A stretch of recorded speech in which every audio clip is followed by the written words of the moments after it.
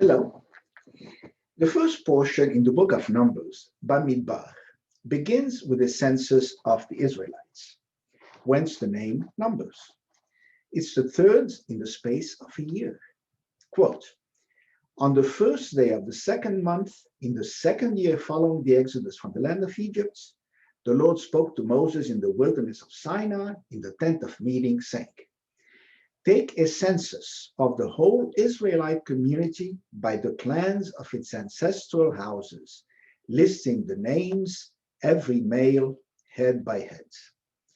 You and Aaron shall record them by their groups, from the age of 20 years up, all those in Israel who are able to bear arms. Unquote. The Midrash adds, quote, on 10 occasions was Israel counted.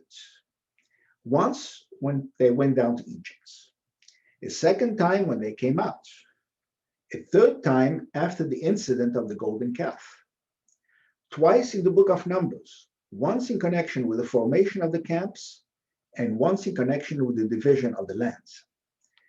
Twice in the days of Saul, the 8th time in the days of David, the 9th time in the days of Ezra, and the 10th time will be in the future era of the Messiah, when, as Jeremiah said, the sheep shall pass again under the hands of one who counts them, said the Lord. Okay, why all these censuses?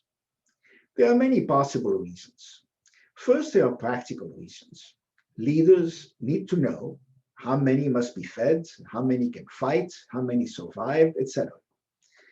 Second, because God loves Israel. Rashi writes that God counted Israel often because of his great love for Israel. The Ramban notes that the Hebrew word for counts, pakod, also means to remember, to be concerned with. However, when King David ordered the census against the advice of his chief of staff, Joab, God became angry, and 70,000 people died of a plague.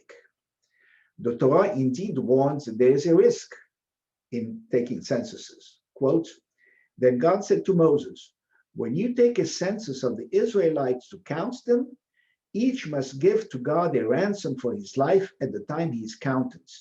Then no plague will come on them when you number them. Everyone who is entered in the record shall pay a half shekel as an offering to the Lord. Unquote. Perhaps David's people did not do that and counted directly. David later repented of his mistake. Quote, but afterwards David reproached himself for having numbered the people. And David said to the Lord, I have sinned grievously in what I have done. Please, O Lord, remit the guilt of your servant, for I have acted foolishly. Unquote. Third, a census implies that each individual is significant. The line in the Torah translated as, take a census of the whole Israelite community, is in fact, lift up the heads of the whole Israelite community. Se'u et rosh. Make each person count, and in so doing, affirm the worth of the individual. As is well known, the Mishnah says, quote, whoever destroys one life is considered as if he had destroyed an entire world. And whoever saves one life is considered as if he had saved an entire world. Rav Nachman of Breslau strongly emphasized this point. Hayom yom nolatta hu hayom bo hechlit hakadosh baruch hu shehaolam eno yachol lehitkayem baladecha. The day that you were born is the day God decided the world could not be preserved without you. Minority opinions are recorded in the Talmud. They are not silenced. 2 Jews produced 3 opinions. Jews are small in number, yet achieved great things. It's the individual that counts. Fourth, a census implies that each individual counts the same as another. It's an equalizer. All the people are created equal in the image of God. Rich or poor, the Torah says they must pay 1/2 shekel each. Yet this still reduces an individual to a number. During the Holocaust, the Nazis tattooed a number on the arms of Jews in concentration camps. Perhaps as a reminder of this potential, the Jewish tradition does not allow us to count Jews directly. Why not? The prophet Hosea said, "The number of the children of Israel shall be like that of the sands of the sea, which cannot be measured or counted." From this verse, the Talmud concluded that it is forbidden to count Jews directly. Quote, Rabbi Lazar said, "Whoever counts Israel transgresses a prohibition," as the prophet Hosea said, and he mentioned what we just said.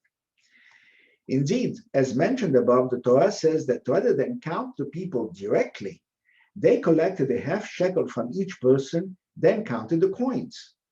Also, King Saul counted his soldiers by requiring each to give one shard of pottery, and then the shards were counted. Later, he used kid goats. Why this prohibition? There are many opinions. Rashi believes that when Jews are counted directly and are not deemed worthy and may get punished, that counting puts an evil eye spotlight on them. Others reinforce this. When Jews are in a group, they are connected to God by their collective merit. But when they are counted, they become individuals and come under individual scrutiny. Sforno argues that the census draws attention to who is dead and who is still alive, which raises the dangerous question, why am I alive and others are dead?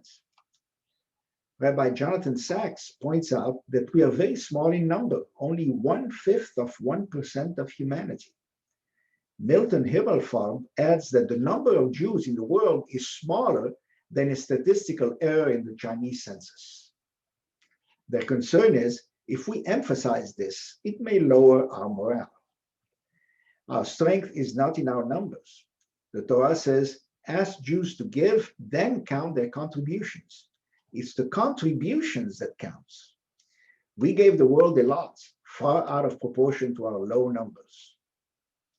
Finally, there are reasons of security. We must not create lists or counts that anti-Semites could use against us. However, this prohibition, not counting Jews, is not in the Code of Jewish Law, although it's a well-entrenched custom. The matter is discussed by many commentators. So, in practice, Jews may be counted only in an indirect manner. Maimonides writes, quote, "It is forbidden to count Israelites except by means of some other object," unquote. Furthermore, there must be a valid purpose for the counting. The Ramban writes that counting Jews without a purpose is forbidden. This may have been another of King David's errors. One is allowed to count by saying not one, not two, not three, etc. For a minyan, one may use a Torah verse that contains 10 words, such as Hoshia et amecha, uvarech et nachalatecha, ur'em v'nas'em et ad ha'olam. Save your people and bless your inheritance and tend them and elevate them forever. One may count body parts, such as noses, but not body parts whose removal would be fatal, such as the heads. There's a dispute as to whether one can count Jews in one's head, not allowed. Once the count is completed, one may say the total out loud. The reason is that the total number of the various tribes are stated in the Torah.